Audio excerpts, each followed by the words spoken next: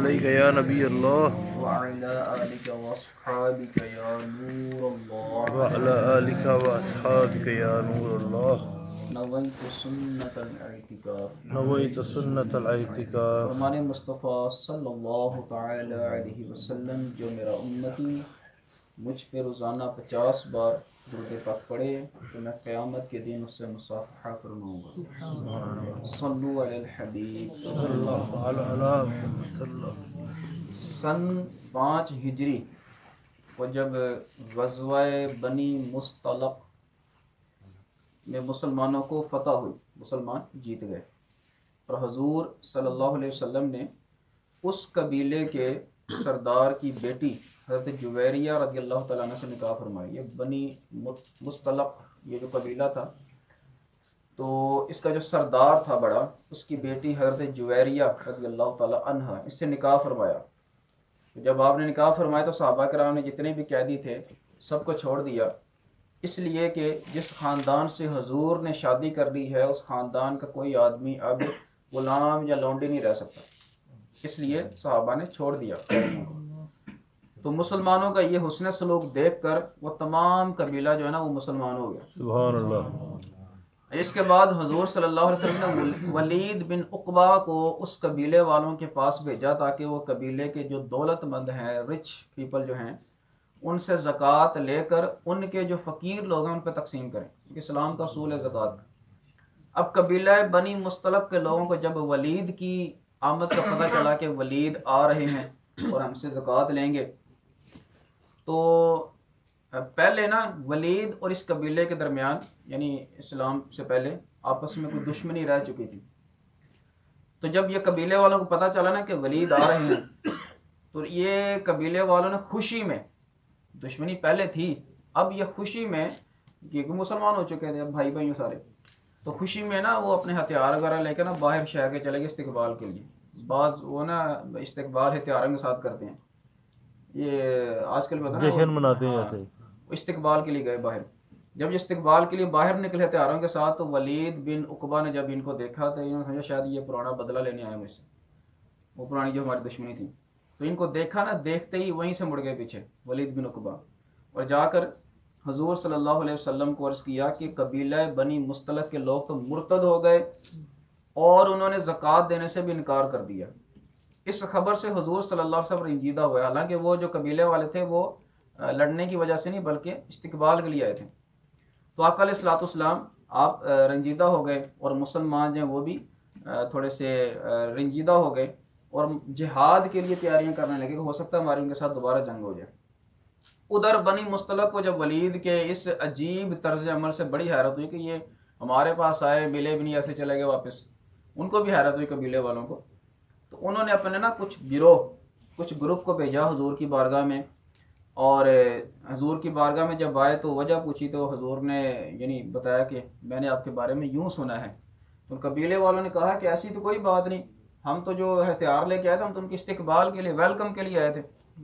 تو یہ ان کو غلط فہمی ہو گئی ہے۔ جب حضور صلی اللہ علیہ وسلم نے قبیلے والوں سے یہ سنا تو آپ نے خاموشی اختیار فرمائی اور وحی الہی کا انتظار فرمانے لگے۔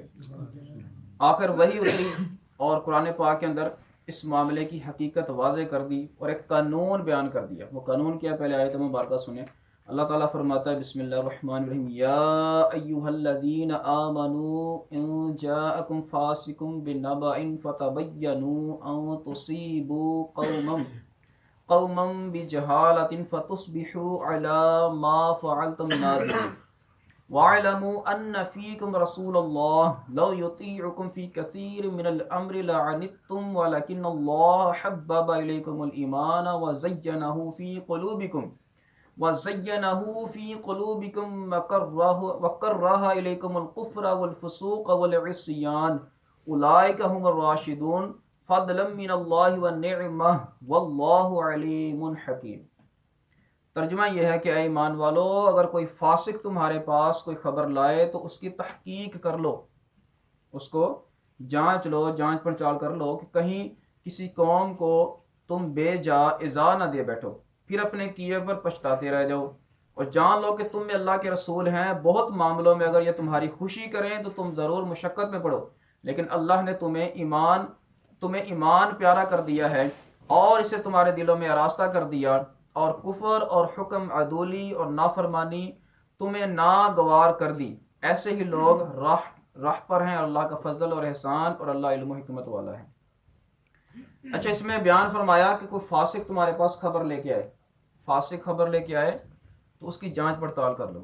اولا تو میں آپ کو یہ عرض کرتا چلوں کہ اس صحابی کو قرآن پاک نے فاسق کہا، لیکن جب یہ آیت مبارکہ نازل ہوئی تو بعد میں یہ بھی شرمندہ ہوئے اور ندامت کا اظہار کیا، توبہ بھی کی، ٹھیک ہے نا۔ یہ اصول یاد رکھیں کہ کسی بھی صحابی کو ہم فاسق نہیں کہہ سکتے، فاسق یا اس طرح کی باتیں کسی بھی صحابی کے بارے میں نہیں کہہ سکتے۔ تو تمام کے تمام جو صحابی ہیں وہ عادل ہیں، صادق ہیں، سچے ہیں، پابند شرع ہیں، سمجھ آئی بات کی۔ خیر یہ قانون بھی اللہ تعالیٰ نے بیان کر دیا کہ جب تمہارے پاس کوئی فاسق خبر لے کے آئے تو اس کی جانچ پڑتال کر لو۔ آج کل دیکھا جائے تو ہمارے بھی کان بھرے جاتے ہیں، اور تمہارے بارے میں فلانا ایسا کہہ رہا تھا، وہ ایسا کہہ رہا تھا، ہم بھی نا وہ بس اپنی جیسے سنی نا کہ میرے بارے میں اس نے یہ بات کی ہے، اچھا اس کی جرت، اس کی ایسی کی تیسی، اس نے میرے بارے میں ایسی بات کیوں کر دی، تو ہم بھی نا وہ اندھا دھند مان جاتے ہیں، حالانکہ وہ غیبت کر رہا ہے، اس کی غیبت جو کر رہا ہے تو غیبت کرنے والا کوئی نیک بندہ تھوڑی ہے، غیبت فاسق ہی کرتا ہے نا۔ تو قرآن پاک میں فرما دیں ان جاءکم فاسق بنبأ، کہ اگر تمہارے پاس کوئی فاسق خبر لے کر آئے تو کیا ہے، فتبینوا، تو تم اس کی جانچ پڑتال، پہلے جانچ پڑتال کر لے کرو واقعی ایسا واقعہ ہے بھی یا نہیں، ایسا ہوا بھی ہے یا نہیں۔ اب گھر نہ پہنچے اور آپ کی بچوں کی امی، اٹ مینز آپ کی وائف، اس نے آپ کو کچھ سنا دیا کہ آج تو بھی آپ کی ماں نے، یعنی اس کی جو ساس ہے اور آپ کی ماں نے مجھے یوں کہا تھا، اور آپ نے اچھا، ماں کی اتنی جرت کہ میرے بچوں کا ایسی بات کر دی ہے، یہ کر دیا، وہ کر دیا، ہم بس وہ جو سنی کی انسنی کر دیتے ہیں اور چڑھائی کر دیتے جاتے ہیں۔ حالانکہ چاہیے کیا تھا کہ اگر وہ ایسا کہہ رہی ہے تو ہم ادھر سے پوچھتے رہے، والدہ سے بھی پوچھتے کہ آخر ماجرا کیا ہے، مسئلہ کیا ہے۔ ہم تو بس وہ ہمارے دل کے اندر وہ کہتے ہیں نا لڈو پھوٹ رہے ہوتے ہیں، بس اپنی بیوی کی ماننی ہے یا بچوں کی ماننی ہے، تو ایسا نہیں ہے۔ تو اس طرح کا جو بھی معاملہ آیا آپ کے پاس، یا جیسے ہم اسلامی بھائی ہیں جو کوئی کسی کی آ کے خبر دے دے کہ فلاں نے آپ کے بارے میں یوں کہا ہے، وہ ایسے ایسے باتیں کر رہا ہے، تو آنکھیں بند کر کے مان نہیں لینا چاہیے، بلکہ اس سے ایک دفعہ رابطہ تو کریں، پوچھے صحیح کہ واقعی اس نے کہا یا اوریجنل اصل سچویشن کیا ہے، وہ معلومات کریں۔ آپ جہاں بھی کام کرتے ہیں، جہاں بھی رہتے ہیں، فرینڈز سرکل میں رہتے ہیں، ایک دوست نے آپ کو دوسرے کے بارے میں یوں بات کر دی تو آنکھیں بند کر کے مان نہیں جایا کریں، فوراً برا نہیں منا لیا کریں۔ ہم وہ ہوتا کیا ہے کہ ہم برا منا لیتے ہیں، وہ اگلا ہمارے سامنے آتا ہے، وہ سلام کرتا ہے، ہم بس منہ موڑ کے چلے جاتے ہیں، وہ بھی حیران ہو رہا ہوتا ہے، اس کو پتہ نہیں کیا ہو گیا، اس کو پتہ نہیں کیا ہو گیا، ہم کہیں مہینے کہیں دن ان سے سلام ہی نہیں لیتے، جب بعد میں تحقیق کروائی جاتی پتہ چلتا ہے کہ اس نے تو وہ بات کہی نہیں تھی، ہم بھی غلط فہمی میں رہ گئے۔ بات سمجھ آئی؟ تو بہرحال یہ قرآن کا یہ قانون ہے، قاعدہ ہے کہ جب کوئی فاسق تمہارے پاس خبر لے کے آئے تو تم اس کی جانچ پڑتال کر لیا کرو۔ ہر جگہ پہ یہ قانون آپ اپلائی کریں، جہاں جہاں بھی آپ یہ رہتے ہیں، جہاں جو بھی آپ کا سسٹم ہے، گھر میں، باہر، انشاءاللہ آپ دیکھیں گے کہ ایک اچھا معاشرہ بنے گا اور آپس میں پیار محبت بھی ہوگی اور غلط فہمیاں دور ہوں گی۔ زیادہ تر جو گھر ٹوٹتے ہیں، طلاقیں ہو جاتی ہیں، یہ ہوتا ہے وہ ہوتا ہے، یہ غلط فہمی کی وجہ سے، آپس میں جو غلط فہمیاں ہوتی ہیں اس وجہ سے۔ ہاں آپ کی ماں اگر آپ کو کہہ دے کہ تمہاری بیوی نے یہ کہا ہے تو اس کا مطلب یہ نہیں ہے کہ ماں کی بھی آنکھیں بند کر کے مان لو۔ اس معاملے میں اگر ماں تمہاری وائف کے یا تمہارے بچوں کے خلاف بھڑکا رہی ہے تو آپ معلومات تو کرو اس سے، دونوں کو سامنے بٹھا لو، آخر ماجرا کیا ہے، بات سمجھ آئی؟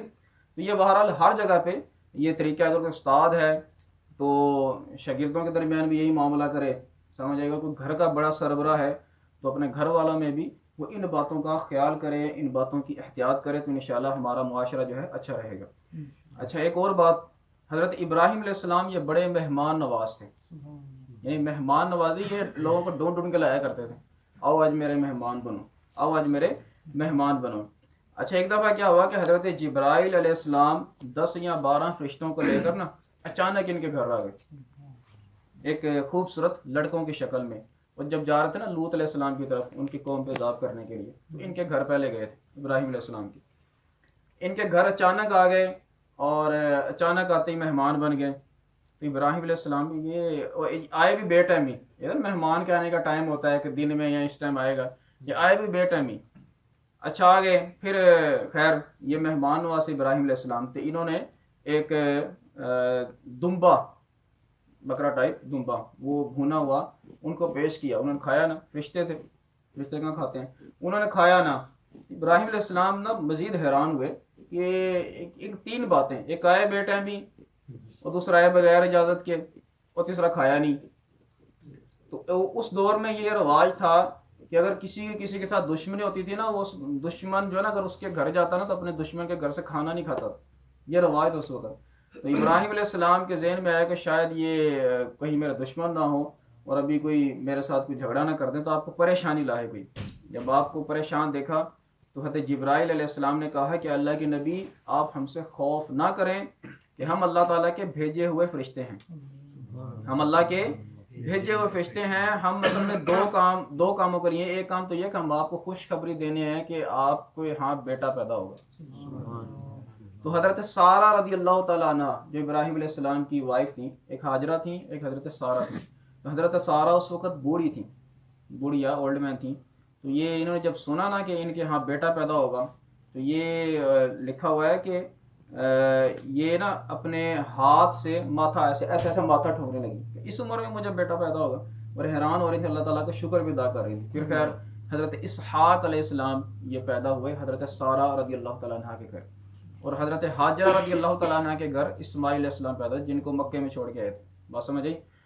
تو ایک تو یہ کام, اور دوسرا کام ان کا فرشتوں کا یہ تھا کہ ہم جا رہے ہیں قوم لوط کی طرف عذاب کرنے کے لیے.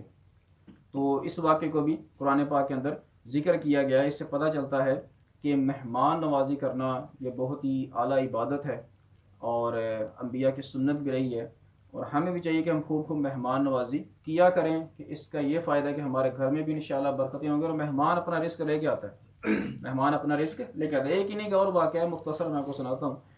ایک دفعہ نا یہ مہمان کو ڈھونڈنے گئے باہر کہ کوئی مہمان آئے میں اس کے ساتھ کھانا کھاؤں گا. یہ بغیر مہمان کے کھانا نہیں کھاتے ابراہیم علیہ السلام. تو باہر نا ان کو کافر بتوں کا پجاری, بت کی عبادت کرنے والا وہ مل گیا جو اس کو لے آئے. کھانا سامنے رکھا اور یہ ابراہیم علیہ السلام نے فرمایا کہ پڑھو بسم اللہ. بسم اللہ پڑھ کے کھانا شروع کرو.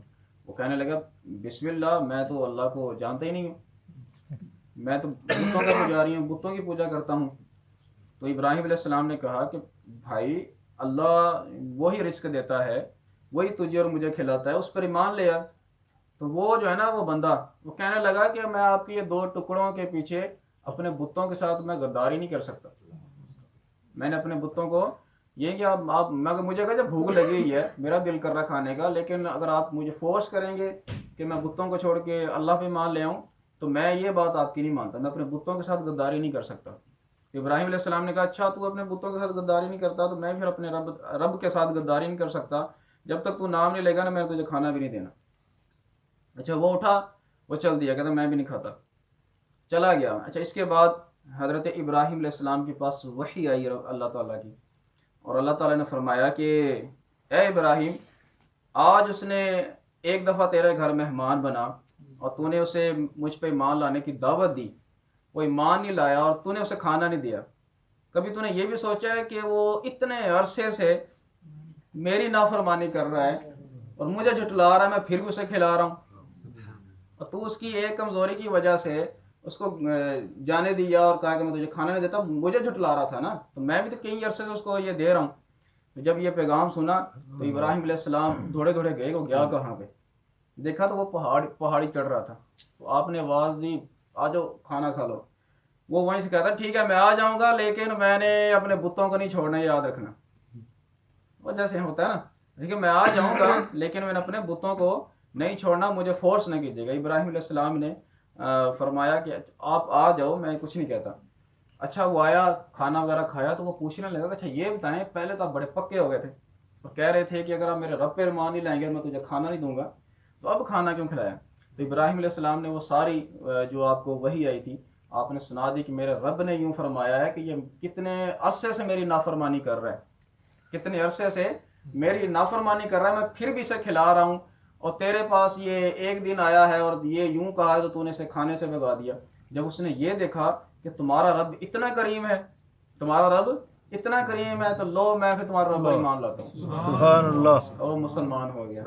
تو بہرحال اس سے بھی ہمیں یہی درس ملتا ہے کہ ہمیں چاہیے کہ ہر ایک کے ساتھ ہم حسن سلوک کریں اور مہمان نوازی ہم خوب کیا کریں. اللہ تعالیٰ سے دعا ہے جو سنا اسے یاد رکھنے کی توفیق عطا فرمائے. آمین. آمین بجاہ محمد.